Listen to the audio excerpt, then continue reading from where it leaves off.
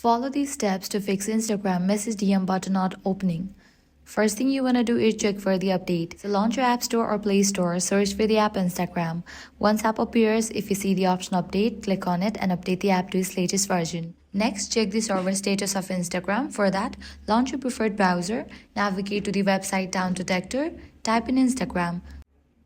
Now, if you found out any outages, you'll need to wait until the problem will be resolved from their end. Next thing you want to do is report problem to Instagram customer support. For that, launch Instagram, navigate to your profile page, click on three bars, go all the way down and click on the option help. Now click on report your problem. Click on report problem without checking. Click on don't include and continue. And here briefly explain about the issue that Instagram message DM button is not opening. With this, Instagram support team will get back to you. And that's it. Applying the solution, your problem will be fixed.